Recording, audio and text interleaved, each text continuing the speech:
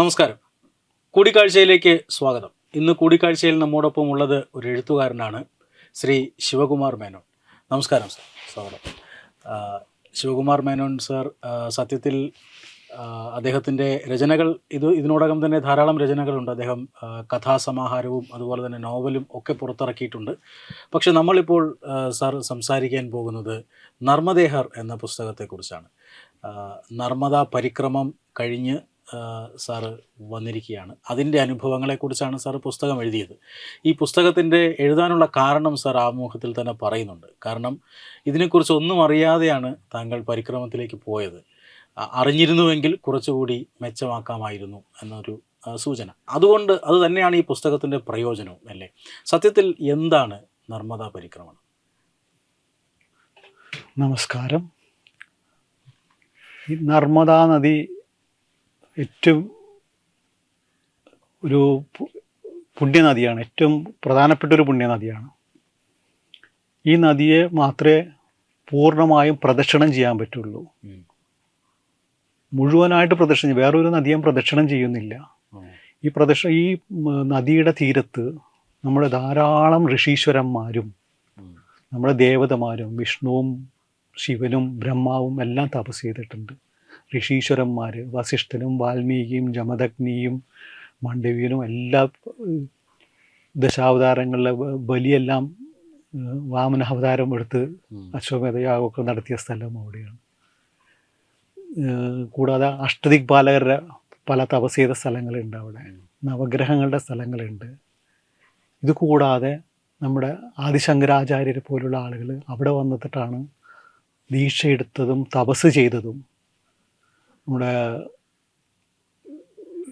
വിവേകാനന്ദ സ്വാമിയുടെ ഗുരുവിൻ്റെ ഗുരുവൊക്കെ അവിടെ ഇരുന്നാണ് തപസ് ചെയ്തത്. അപ്പം അങ്ങനെ ആധുനിക കാലത്ത് ധാരാളം ആളുകൾ തപസ് ചെയ്ത സ്ഥലം. ഈ തപസ് ചെയ്ത സ്ഥലം വെച്ചാൽ അവിടെ അത്രയും ഊർജ്ജങ്ങൾ ഉള്ളതുകൊണ്ടാണ്.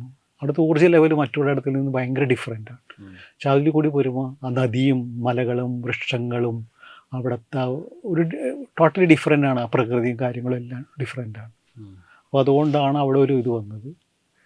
അപ്പോൾ എനിക്ക് അങ്ങനെയുള്ളൊരു അവസരം കിട്ടി എനിക്ക് ഈ പരിക്രമണം ചെയ്യാനായിട്ടുള്ളത്. എനിക്ക് അവിടെ ഒരു ആശ്രമമായിട്ട് ബന്ധമുണ്ട്. നർമ്മദാ തീരത്തുള്ള ഒരു ആശ്രമമുണ്ട്, ശ്രീ ബജരംഗദാസ് കുടി എന്ന് പറഞ്ഞിട്ട്. അപ്പോൾ ഞാൻ ഇടയ്ക്കിടയ്ക്ക് അവിടെ പോകും. അപ്പോൾ ഇരിക്കും. അപ്പോൾ ഇങ്ങനെ ആളുകൾ പരിക്രമണമൊക്കെ ചെയ്യണം ഞാൻ കാണാറുണ്ട്. പക്ഷെ അപ്പോഴൊന്നും എനിക്കൊന്നും തോന്നിയിട്ടില്ല എന്തിനാണ് ഇവരൊക്കെ ഇങ്ങനെ ചെയ്യണം, 5 മാസം 6 മാസമൊക്കെ എടുത്തിട്ടെന്ന് തോന്നുന്നു. പക്ഷെ പെട്ടെന്ന് എനിക്കും തോന്നി ഒന്ന് ചെയ്താൽ കൊള്ളാമെന്ന് തോന്നി. കൊള്ളാമെന്നല്ല, ഈ നർമ്മദാ നദിയെ അവിടെ ആളുകളെല്ലാം അവിടുത്തുകാർ സ്വന്തം അമ്മയെക്കാട്ടും കൂടുതൽ സ്നേഹിക്കുന്നതും ബഹുമാനിക്കുന്നതാണ്. മയ്യാന്നേ അവർ വിളിക്കുള്ളൂ. അപ്പോൾ അവർക്ക് ഈ നദിയോട് എന്ത് പ്രാർത്ഥിച്ചാലും അവർ നടക്കുന്ന അറിയണത്. അപ്പം അങ്ങനെ പല ആളുകൾക്കും പല വിധത്തിലെ അനുഭവമുണ്ട്. അവിടുത്തെ ആളുകൾ 90% ആളുകളും ഈ നദിയെ ഡിപ്പെൻഡ് ചെയ്തിട്ടാണ് ജീവിക്കുന്നത്. അപ്പോൾ ഈ നദിയിൽ ഇപ്പോൾ എനിക്കൊരു ആവശ്യം വന്നു ഇതേപോലെ, അത് ഞാൻ പറയുന്നില്ല, അപ്പോൾ ഞാനും പ്രാർത്ഥിച്ചു, എൻ്റെ ആവശ്യം നടന്നു, ഞാൻ മനസ്സിൽ സങ്കല്പിച്ച കാര്യം നടന്നു. അപ്പോൾ എനിക്ക് ചെയ്യണം തോന്നി. അപ്പോൾ ഞാൻ എളുപ്പം ചെയ്തു. നർമ്മദാ പരിക്രമണം ചെയ്യുമ്പോൾ നമുക്ക് ഏറ്റവും വേണ്ടപ്പെട്ടവരുടെയൊക്കെ പെർമിഷൻ ആവശ്യമുണ്ട്. എല്ലാം എനിക്ക് കിട്ടി ആ സമയത്ത്. ആരും നോ എന്നൊന്നും പറഞ്ഞില്ല. അപ്പം അങ്ങനെ എനിക്ക് പോകാനായിട്ടൊരു അവസരം കിട്ടി. അങ്ങനെ ഞാൻ പൂർണ്ണമായിട്ട് ചെയ്തു. പക്ഷെ അന്നൊന്നും എനിക്ക് അറിയില്ലായിരുന്നു ഇതെങ്ങനെ ചെയ്യണം, ഇങ്ങനെ നടന്ന് പോകണം എന്നുള്ളത് മാത്രമേ ഉള്ളൂ. എവിടെയൊക്കെയാണ്, ഏതൊക്കെ ആശ്രമങ്ങളാണ്, ഏതൊക്കെ സ്ഥലങ്ങളാണ് ഇമ്പോർട്ടൻ്റ് ആയിട്ടുള്ളത്, അവിടെ ആരുടെ തപസ് ചെയ്ത സ്ഥലമാണ്, അതിൻ്റെ പ്രത്യേകത എന്താണ് എന്നൊന്നും എനിക്കറിയില്ലായിരുന്നു. കുറച്ച് നമ്മുടെ സ്കന്ദപുരാണത്തിൽ രേവാഖണ്ഡമുണ്ട്. രേവാഖണ്ഡത്തിൽ കുറച്ച്, ഈ രേവാഖണ്ഡത്തിൽ മുഴുവൻ ഇതിനെക്കുറിച്ച് പറഞ്ഞേക്കണതാണ്, നർമ്മദാ നദിയെക്കുറിച്ചിട്ടാണ്. വേറൊരു നദിയെക്കുറിച്ചും പുരാണങ്ങളിൽ പറഞ്ഞിട്ടില്ല. പറഞ്ഞിട്ടുണ്ട് എങ്കിലും ഇത്ര ഈ നർമ്മദയെക്കുറിച്ച് പറഞ്ഞ അത്രയും വേറൊരു നദിയെക്കുറിച്ചും പുരാണങ്ങളിൽ പറഞ്ഞിട്ടില്ല.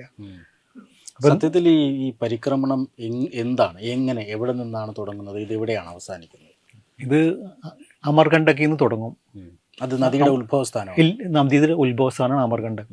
അമർകണ്ടക്കിൽ നിന്ന് തുടങ്ങിയിട്ട് ഇത് ഏകദേശം ഒരു 1400 കിലോമീറ്റർ നേരെ കടലിലേക്ക് ഇത് വന്ന് ചേർന്നാണ്. അവിടെ നിന്ന് തുടങ്ങി 3500 അടി മുകളിലാണ് ഈ അമർകണ്ടക്.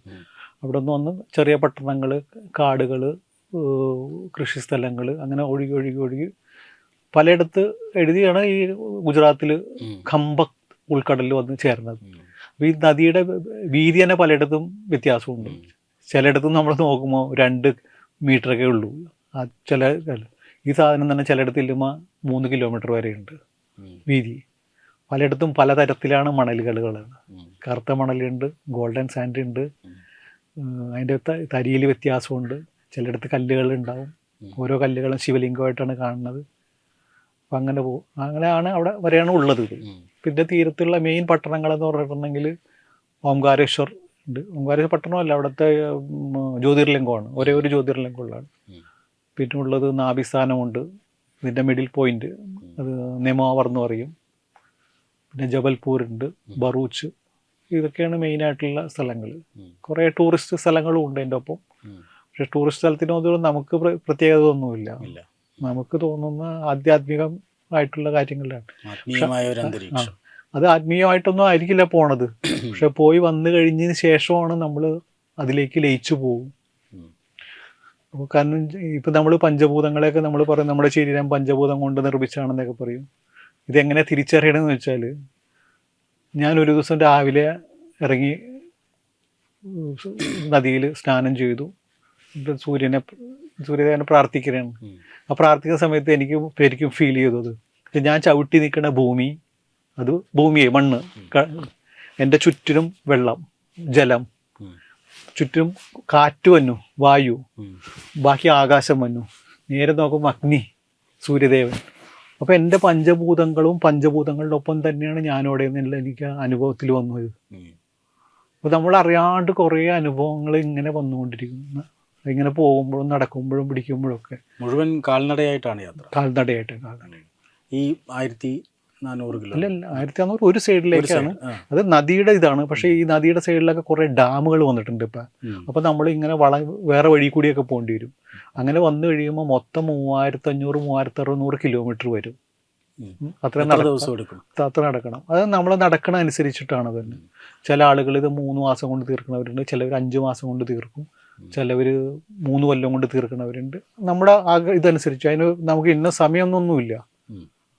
അപ്പോൾ ഞാൻ എടുത്തപ്പോൾ എനിക്കൊരു 114 ദിവസം കൊണ്ട് എനിക്ക് തീർക്കാൻ പറ്റി. അപ്പോൾ ഞാൻ ആളുകൾ പരിക്രമണം നടത്തുന്നവരുണ്ട്, അവിടുത്തെ ആളുകൾ പോണവരുണ്ട്. അവർക്ക് ആവശ്യമായിട്ടുള്ള സൗകര്യങ്ങളൊക്കെ ഉണ്ട്. സാധാരണ ഈ നദികൾ, ഇപ്പം നമ്മൾ ഈ നെയ്യാർ തന്നെ എടുത്താൽ അതിൻ്റെ ഉത്ഭവസ്ഥാനം മുതൽ കുറച്ചധികം പ്രദേശം വനമാണ്. അവിടേക്ക് നമുക്ക് അങ്ങനെ പോകാനൊന്നും പറ്റില്ല. അപ്പോൾ ഇവിടെ അതിനുള്ള എല്ലാ സൗകര്യങ്ങളും ഉണ്ട്. വനത്തിൽ കൂടിയൊക്കെ പോകാം, നമുക്ക് പോകാൻ ധൈര്യം ഉണ്ടെന്നുണ്ടെങ്കിൽ നമുക്ക് പോകാം. എല്ലാ വനങ്ങളിലും കൂടി പോകാൻ പറ്റില്ല, നമുക്ക് ഭയങ്കര തിക്കായിട്ടുള്ളത് പോകാൻ പറ്റില്ല. അല്ലാത്ത വനത്തിൽ കൂടിയൊക്കെ പോകാം. ഞാൻ വനത്തിൻ്റെ അകത്ത് കൂടിയൊക്കെ പോയി. വനത്തിൻ്റെ അകത്ത് കൂടിയൊക്കെ പോകുമ്പോഴാണ് ശരിക്കും പറഞ്ഞാൽ ആ ആറുകളൊക്കെ കാണും നമ്മൾ. ആറും ചെടികളൊക്കെ ഇതിൻ്റെ വൃക്ഷങ്ങളൊക്കെ താന്ന് നിൽക്കണതും അതിൻ്റെ മുകളിൽ കൂടി മഞ്ഞിങ്ങനെ ഒഴുകണതും ഒക്കെ കാണുമ്പോഴുണ്ടല്ല എന്തൊരു ഭംഗിയാണെന്നറിയത്. ആ പ്രകൃതിയുടെ സൗന്ദര്യം നമ്മൾ അറിയണം അപ്പോഴാണ് ശരിക്കും. അപ്പം അത്രമാത്രം ദൂരം നമ്മൾ നടന്ന് തിരികെ എത്തുമ്പോഴാണ് ഒരു പരിക്രമണം പൂർത്തിയാവുന്നത്. വഴി മാർഗമധ്യ ധാരാളം ആശ്രമങ്ങളും മറ്റു കാര്യങ്ങളും ഒക്കെ ഉണ്ട് അല്ലേ? ആശ്രമങ്ങൾ, അന്യക്ഷേത്രങ്ങൾ, അമ്പലങ്ങൾ, ഇതൊന്നും താമസിക്കാൻ കിട്ടി. ഇതൊക്കെ ഇവിടെയൊക്കെ നമുക്ക് താമസിക്കാനുള്ള സൗകര്യങ്ങൾ ചെയ്തു തരും, ഭക്ഷണത്തിനുള്ള കാര്യങ്ങൾ ചെയ്തു തരും. താങ്കൾ പറഞ്ഞു അധികം പണമൊന്നും ഇല്ലാതെയാണ് താങ്കൾ യാത്ര ചെയ്തത്. അപ്പോൾ അതിനുള്ള സൗകര്യങ്ങളെല്ലാം ഉണ്ട്. അത് തരാൻ വേണ്ടിയിട്ട് ജനങ്ങൾ തയ്യാറാണ്. നമ്മൾ കാശ് കൊണ്ട് പോകരുത്. കാശ് കൊണ്ട് പോയിട്ടുണ്ടെങ്കിൽ അത് ശരിക്കും തപസ്സരിയാവില്ല. എന്നാലും വക്കീലാണ് അത്യാവശ്യം എന്തെങ്കിലും തിരിച്ചു വരേണ്ടി വന്നിട്ടുണ്ടെങ്കിൽ ചോദിക്കേണ്ടി വരില്ലല്ലോ എന്ന് ചോദിച്ചിട്ട്. പക്ഷെ നമുക്ക് ആവശ്യമുള്ളതെല്ലാം ഈ മയ്യ നമ്മൾ നർമ്മദ നദിയെ മയ്യ എന്ന് വിളിക്കുന്നത്, മയ്യ തന്നെ നമുക്ക് തന്നോളും. നമുക്ക് ആവശ്യം അനുസരിച്ചുള്ള സമയാസമയത്ത് നമ്മുടെ ഒരു സാധനം നമുക്ക് നഷ്ടപ്പെട്ടു പോയി, മറന്നുപോയി, നമ്മൾ ഒരു തോർത്ത് മറന്നു പോയിട്ടുണ്ടെങ്കിൽ ഒരു കടയിൽ പോയി തോർത്ത് മേടിച്ചു കഴിഞ്ഞാൽ ആ കടക്കാരൻ കാശ് മേടിക്കില്ല നമ്മുടെ ഇത്, അല്ലെങ്കിൽ കാശ് മേടിക്കില്ല അവർ. അതുപോലെ ഏതെങ്കിലും കടയിൽ പോയി ചിലപ്പോൾ നമുക്ക് രാത്രി ടോർച്ച് വേണം, അപ്പോൾ അതിൻ്റെ ബാറ്ററി തീർന്നു പോയി. അപ്പോൾ ഒരു കടയിൽ പോയി ഞാൻ ടോർച്ചും സോപ്പും മേടിക്കാൻ വേണ്ടി ചെന്നപ്പോഴത്തേക്കും വേറൊരാൾ അടുത്തുനിന്ന ആൾ അപ്പം തന്നെ എടുത്ത് കാശ് കൊടുക്കാനാണ്. പക്ഷെ നമ്മളെ എങ്ങനെ അമ്മയുടെ റെപ്രസെൻറ്റേറ്റീവായിട്ടാണ് നമ്മളെ കാണുന്നത് അവർ.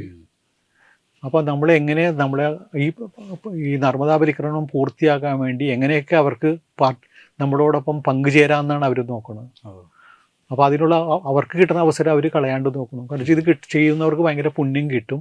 ആ പുണ്യത്തിന് അവർക്കും കൂടി അതിൻ്റെ ഒരു അനുഗ്രഹം കിട്ടണം എന്നുള്ള ഒരു ഇതിലാണ്. അപ്പോൾ എങ്ങനെയാണ് ഈ രാത്രി താമസം അങ്ങനത്തെ കാര്യങ്ങളൊക്കെ ഈ യാത്രക്കിടയിൽ?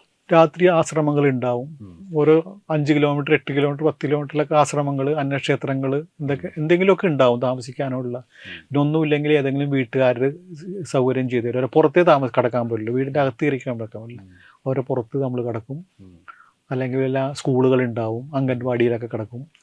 അതെല്ലാം തുറന്നിട്ട് തരും നമുക്ക്. അല്ലെങ്കിൽ ആ അമ്പലങ്ങളുടെ അവിടെയൊക്കെ കണ്ടു കഴിഞ്ഞാൽ നമുക്ക് കയറി കിടക്കാം അങ്ങോട്ട്. ആരും നമ്മളെ ഇതൊന്നും പറയില്ല. ചില പഞ്ചായത്തുകളിലൊക്കെ സർപഞ്ചുമാരുണ്ടാവും, അവർ വ്യവസ്ഥ ചെയ്ത് തരും ഈ പോകുന്ന ഭക്തന്മാർക്ക്. പോകുന്ന എങ്ങനെയാണ് താങ്കൾ ഒപ്പം ആരെങ്കിലും ഉണ്ടായിരുന്നോ അതോ ഒറ്റയ്ക്കാണോ? ഇല്ല, ഞാൻ ഒറ്റയ്ക്കാണ് സ്റ്റാർട്ട് ചെയ്തത്. ഒറ്റയ്ക്ക് തന്നെയാണ് പോയതും. പക്ഷെ എന്ന് കഴിഞ്ഞാലും ചില സമയത്തൊക്കെ ആരെങ്കിലുമൊക്കെ കാണാൻ പറ്റും, സഹയാത്രികരെ കാണാൻ പറ്റും. അവരുണ്ടാവും. ഇപ്പോൾ ഇതിൽ ചില മഹാരാഷ്ട്രക്കാരും ഉണ്ട്, മധ്യപ്രദേശുകാരെ കൂടുതൽ. അപ്പോൾ എന്തെങ്കിലുമൊക്കെ വർത്തമാനം പറയും. പക്ഷെ നടക്കുന്ന സമയത്ത് ഞാൻ വർത്തമാനം പറയില്ല. നടക്കുന്ന സമയത്ത് നമ്മൾ നർമ്മദേഹർ തന്നെ ഒരു വിട്ടു പോകും. അപ്പം അങ്ങനെ കുറേ ദിവസങ്ങൾ കഴിയുമ്പോൾ നമുക്ക് 1 കോടിയിലധികം നമുക്ക് ഈ മന്ത്രം ചൊല്ലാൻ വരും. കോടിക്കണക്കിന് മന്ത്രമാണ് നമ്മുടെ അത് വരുന്നത്. അപ്പോൾ നമ്മുടെ ബാഹ്യമായ യാതൊരു ചിന്തയും നമുക്ക് വരുന്നില്ല.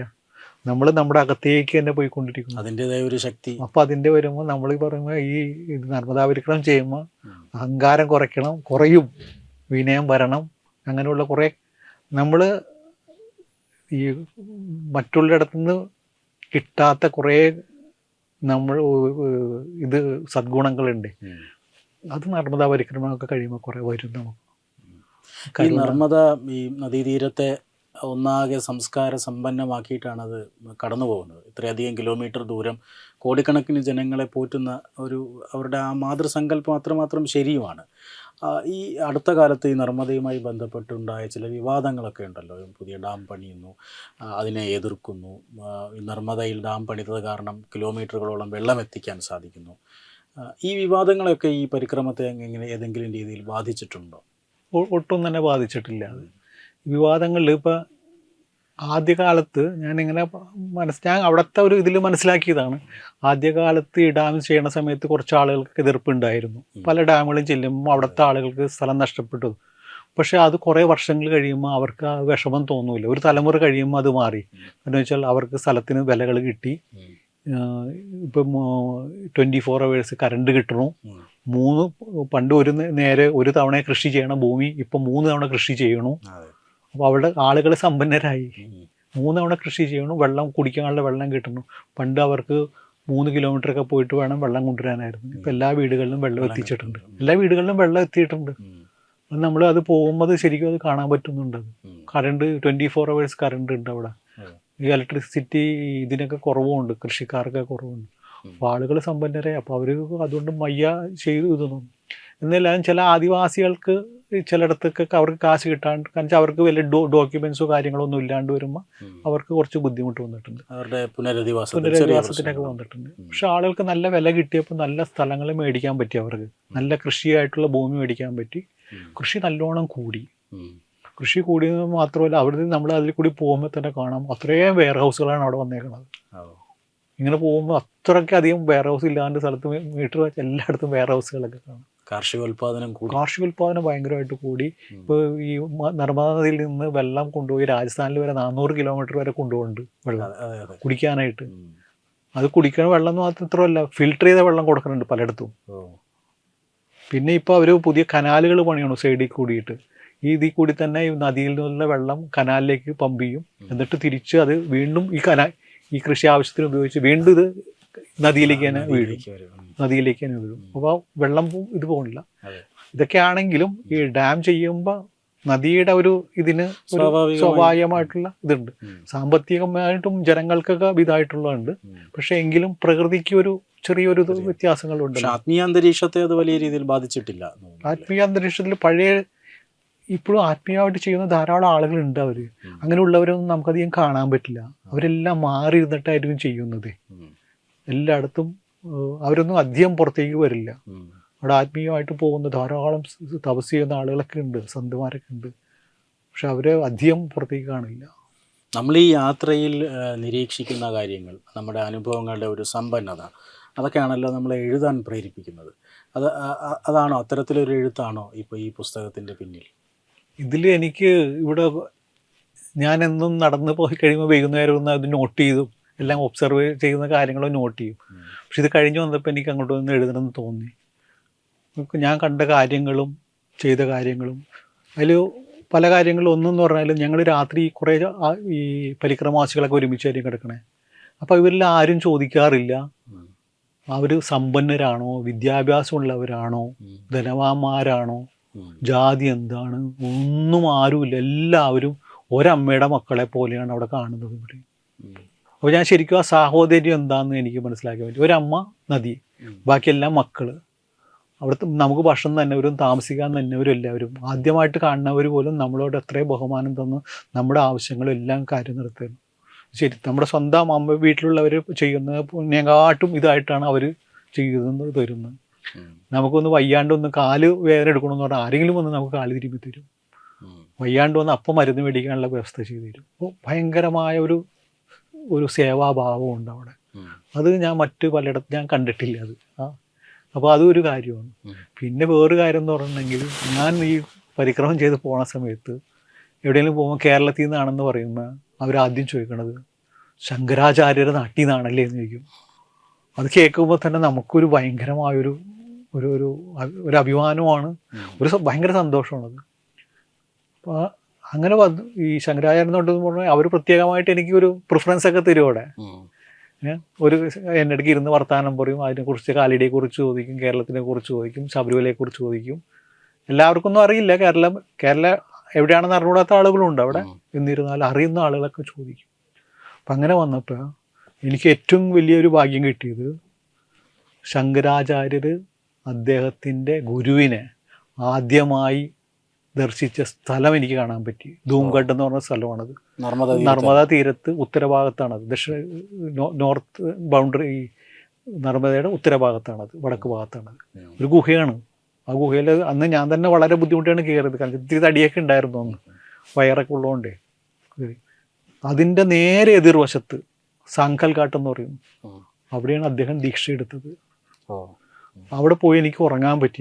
അവിടെ കടന്നിട്ട് അദ്ദേഹം ദീക്ഷ എടുത്ത സ്ഥാനത്ത് എനിക്ക്, പക്ഷെ അവിടെ അങ്ങനെ ഉണ്ടായിരുന്നു ഒന്നും എനിക്ക് അറിയില്ലായിരുന്നു. ഞാനിതെല്ലാം പോയി വന്നപ്പോഴാണ് ഇതൊക്കെ എനിക്ക് മനസ്സിലായത്. അപ്പോൾ ഞാൻ വിചാരിച്ചു ഇത് കൂടാണ്ട് അദ്ദേഹം തപസ് ചെയ്ത സ്ഥലമാണ് ഓംകാരേശ്വർ. ചിലവർ ദീക്ഷ എടുത്തതും അവിടെയാണെന്നൊക്കെ പറയുന്നുണ്ട്, പക്ഷെ ആ നാട്ടുകാരും പറയില്ല അത് ഓംകാരേശ്വറിലുണ്ട്. പിന്നെ മണ്ഡൻ മിശ്രയായിട്ട് സംവദിച്ച സ്ഥലമുണ്ട് മണ്ഡലേശ്വർ, അവിടെ കാണാൻ പോകാൻ പറ്റി. അദ്ദേഹം ഗുരു ശങ്കരാചാര്യ പല ആശ്രമങ്ങളുണ്ട് അവിടെ. ഇവിടത്തെ ആശ്രമമായിട്ട് ബന്ധമില്ല, അവിടുത്തെ ഗുരുകുലം ഇതൊക്കെ ആയിട്ട്. അപ്പം അങ്ങനെ കുറേ കാര്യങ്ങളൊക്കെ എനിക്ക് കാണാൻ പറ്റിയപ്പോൾ എനിക്ക് തന്നെ തോന്നുന്നു, അയ്യോ ഇതൊക്കെ എനിക്ക് കാണാൻ പറ്റില്ലല്ലോ. കേരളത്തിൽ നിന്നുള്ള ഒരാൾക്ക് ഇതൊന്നും അറ്റ്ലീസ്റ്റ് അവരെയൊക്കെ ഒന്ന് അറിയിക്കണ്ടേ ഇങ്ങനത്തെ ഒരു കാര്യം ഉണ്ടെന്ന്. അദ്ദേഹം ബസ്സോ ഒന്നുമില്ലാത്ത സമയത്താണ് ഇവിടെ നിന്ന് പോയത്. ശങ്കരാചാര്യർ 8 വയസ്സിലാണ് അവിടെ പോയത്. അപ്പോൾ എങ്ങനെ പോയിട്ടുണ്ടാവും എന്നൊക്കെ ഇങ്ങനെ ആലോചിച്ചു. അപ്പോൾ അതെല്ലാം ഈ നർമ്മദാ നദിയുടെ ഒരു ബലം, ഇതാണ് ശക്തിയും ചൈതന്യമാണത്. നമ്മളെ അട്രാക്റ്റ് ചെയ്യും.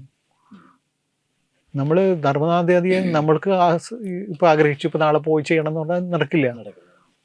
നർമ്മദാ നദി മയ്യ നമ്മളെ വിളിക്കും, വാ നിങ്ങൾ പരിക്രമം ചെയ്യാന്ന് പറഞ്ഞിട്ട്. അപ്പോഴേ തുടങ്ങാൻ പറ്റുള്ളൂ, പൂർത്തീകരിക്കാൻ പറ്റുള്ളൂ. അല്ലാണ്ട് നമ്മൾ പോയി കഴിഞ്ഞാൽ ചിലപ്പോൾ ഒരാഴ്ച 3 ആഴ്ച കഴിയുമ്പോൾ തിരിച്ചു വരേണ്ടി വരും. ഒരു കാലൊന്ന് പൊട്ടിയാൽ മതി, പിന്നെ നമുക്ക് നടക്കാൻ പറ്റില്ല. ഒരു ചെറിയ നുണൽ വേണം. ഞാൻ തന്നെ ഇതിൻ്റെ ഇടയിൽ പലതവണ വീണു ഒക്കെ സംഭവിച്ചിട്ടുണ്ട്, പക്ഷെ ഒരു പൊടി രക്തം ചൊരിഞ്ഞിട്ടില്ല. ഇതിൻ്റെ ഒരു ചരിത്രം എങ്ങനെയാണ്? ഈ ശങ്കരാചാര്യരുടെ യാത്രയെ തുടർന്നാണോ ഈ ഇങ്ങനെയൊരു പരിക്രമണം ആരംഭിച്ചതായിട്ടൊക്കെ കാണുന്നത്? അല്ല, ഈ പരിക്രമണം ആദ്യം തുടങ്ങി വെച്ചത് മാർക്കണ്ഡേയ മുനിയാണെന്നാണ് പറയുന്നത്. അപ്പോൾ അതുകൊണ്ട് മാർക്കണ്ഡേയ പരിക്രമം എന്ന് പറഞ്ഞൊരു പരിക്രമം തന്നെയുണ്ട്. ഈ അതിന് ശേഷമാണ് ബാക്കി, പിന്നീടാണ്. പണ്ട് കാലത്ത് ഗൃഹസ്ഥികളും ആരും ചെയ്യില്ലായിരുന്നു, സന്യാസിമാരും ഋഷിമാരും ഒക്കെ ചെയ്യുള്ളൂമായിരുന്നു. അവർക്ക് മാത്രം പറ്റുള്ളൂമായിരുന്നു. അപ്പോൾ ഈ മാർക്കണ്ഡേയ മുനി ചെയ്യുന്നത് മാർക്കണ്ഡേയ പരിക്രമണം എന്ന് പറഞ്ഞിട്ടുണ്ടെങ്കിൽ ഈ നദിയെ മാത്രമല്ല, നദിയിലേക്ക് വരുന്ന കുറേ പോഷക നദികളുണ്ട്, ആ നദിയേയും കൂടി വലം വെച്ചിട്ടേ വരണത്. അതാണ് മാർക്കണ്ഡേയ പരിക്രമണം. അപ്പോൾ മാർക്കണ്ഡേയ മുനിയാണ് ഇതിനെക്കുറിച്ച് ആദ്യം പരിക്രമണം ചെയ്തത്. അത് മാത്രമല്ല, മാർക്കണ്ഡേയ മുനിയാണ് രേവാഖണ്ഡത്തിൽ പ്രത്യേകം പറഞ്ഞിട്ടുണ്ട്, നമ്മുടെ പുരാണത്തിൽ സ്കന്ദപുരാണത്തിൽ രേവാഖണ്ഡത്തിൽ മാർക്കണ്ഡേയ മുനിയാണ് ഓരോ നർമ്മദാ തീർത്ഥത്തെയും കുറിച്ചും യുധിഷ്ഠിരന് പറഞ്ഞു കൊടുക്കുന്നത്. അങ്ങനെ അതെൻ്റെ ഇതിനകത്ത് വന്നേക്കണം അങ്ങനെയാണത്. പക്ഷെ ആ തീർത്ഥങ്ങൾ എവിടെയാണെന്നൊന്നും പെട്ടെന്ന് ആർക്കും മനസ്സിലാവില്ല. ഇപ്പം ഞാനിങ്ങനെ പോയതുകൊണ്ട് കുറച്ചൊക്കെ മനസ്സിലായി. ഇപ്പോൾ ഈ നദികളെ ആരാധിക്കുന്ന അല്ലെങ്കിൽ നദികളെ പൂജിക്കുന്ന അത് നമ്മുടെ ഒരു സംസ്കാരത്തിൻ്റെ ഭാഗമാണ്. പല നദികളും ഇങ്ങനെ പൂജിക്കപ്പെടും. അതിൻ്റെ ഗുണങ്ങളൊക്കെ നമുക്കറിയാവുന്നതാണ്. നദി എത്രമാത്രം സംരക്ഷിക്കപ്പെടുന്നു, അത് പ്രകൃതിക്ക് എത്രമാത്രം നല്ലതാണ് എന്നൊക്കെ. ഇപ്പോൾ നമ്മുടെ നിളാതീരത്ത് എന്താണ് കുംഭമേള നടക്കുന്ന ഒരു സമയം കൂടിയാണ്. പ്രയാഗ്രാജിൽ കുംഭമേള കഴിഞ്ഞു നിൽക്കുന്നു. ദക്ഷിണ കേരളത്തിലേക്ക് അല്ല ദക്ഷിണ ഭാരതത്തിലേക്ക് കുംഭമേള വരികയും ചെയ്തിരിക്കുന്നു. ഈ സാഹചര്യത്തിൽ താങ്കളുടെ ഈ നർമ്മദയുടെ ഒരു അനുഭവം കൂടി വെച്ച് പരിശോധിച്ചാൽ എന്താണ് ഈ കുംഭമേളകളുടെ പ്രാധാന്യം, പ്രത്യേകിച്ചും കേരളത്തിലെത്തിയിരിക്കുമ്പോൾ? കേരളത്തിലെ ജനങ്ങൾക്ക് കുംഭമേളയെക്കുറിച്ച് കൂടുതൽ അറിയാനുള്ള ഒരു അവസരമാണല്ലോ അത്.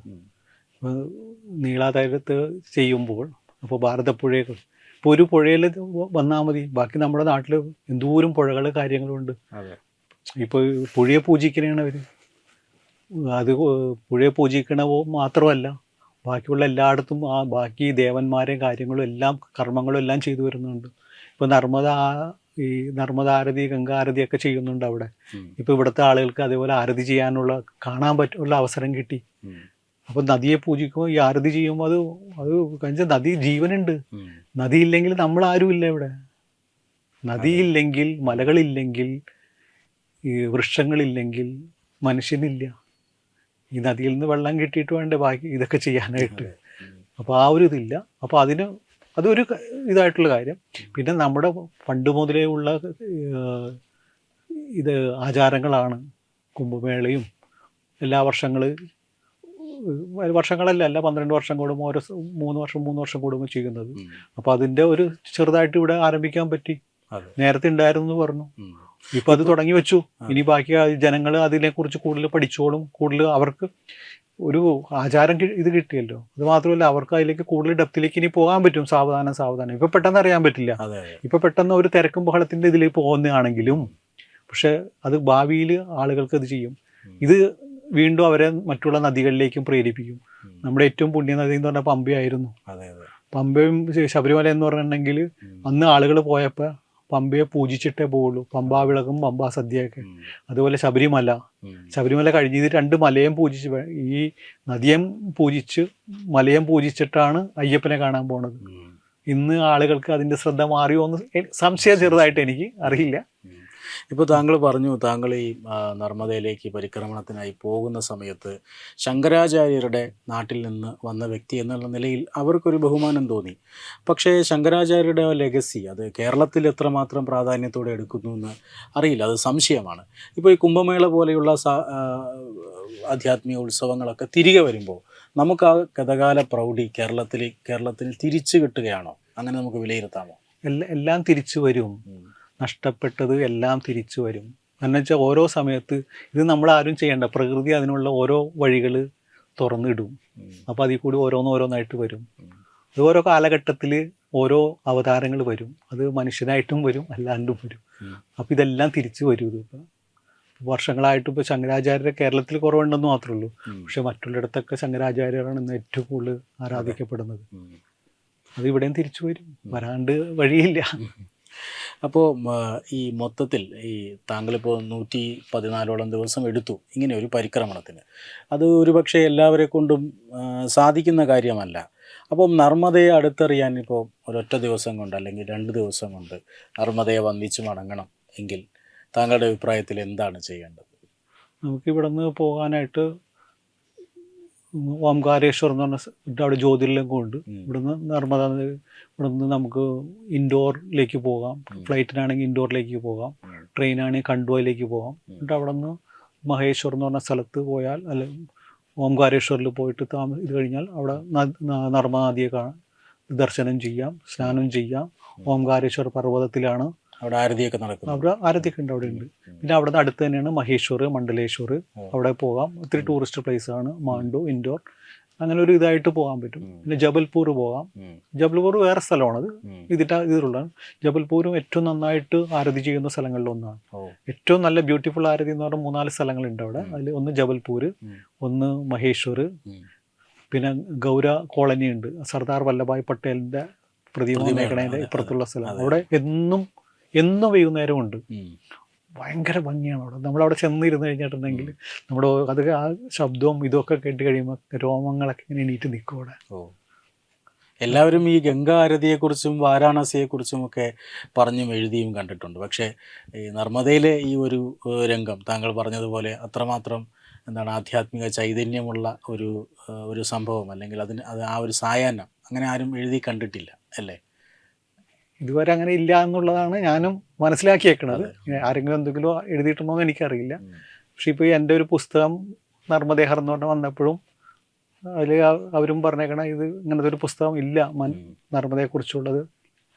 ഈ ഭാരതത്തിൻ്റെ ആധ്യാത്മികതയെ ഈ കാലഘട്ടത്തിൽ നമ്മുടെ സംസ്കാരത്തെയൊക്കെ യാത്രകളിലൂടെ അറിയാൻ ശ്രമിക്കുന്നവർക്ക് ഈ പുസ്തകം നല്ലൊരു വഴികാട്ടിയായിരിക്കും അല്ലേ എന്ന് പ്രതീക്ഷിക്കുന്നു.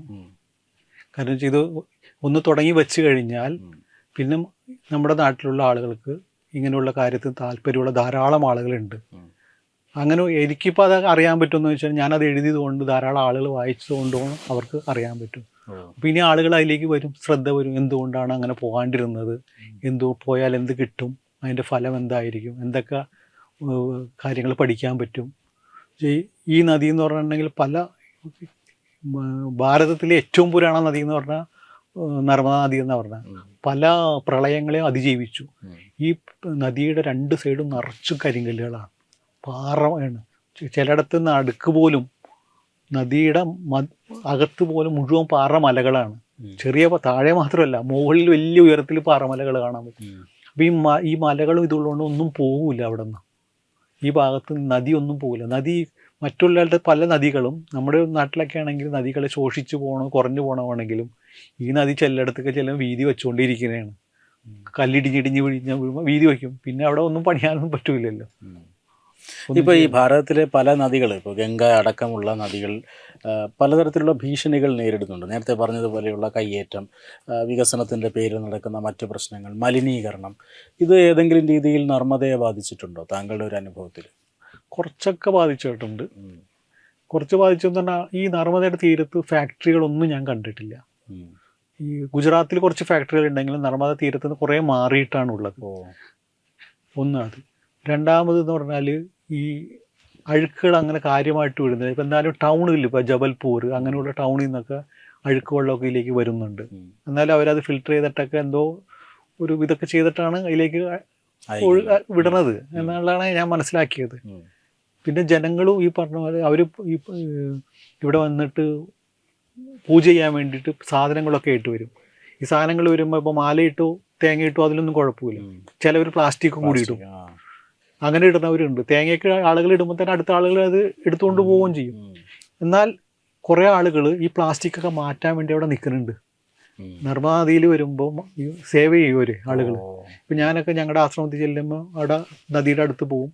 അവിടെയുള്ള പ്ലാസ്റ്റിക് കവർ എല്ലാം എടുത്ത് മാറ്റും. പ്ലാസ്റ്റിക് കവർ, തേങ്ങ ചിരണ്ട അങ്ങനെയുള്ള വേസ്റ്റ് സാധനങ്ങളൊക്കെ എടുത്ത് നമ്മൾ മാറ്റി ദൂരെ കൊണ്ടിട്ട് കത്തിച്ച് കളയും. അപ്പം അങ്ങനെ ചെയ്യുന്ന കുറേ ആളുകളുണ്ട്. അപ്പോൾ അവർക്ക് നദിയോട് ഭയഭക്തി ബഹുമാനമുണ്ട്.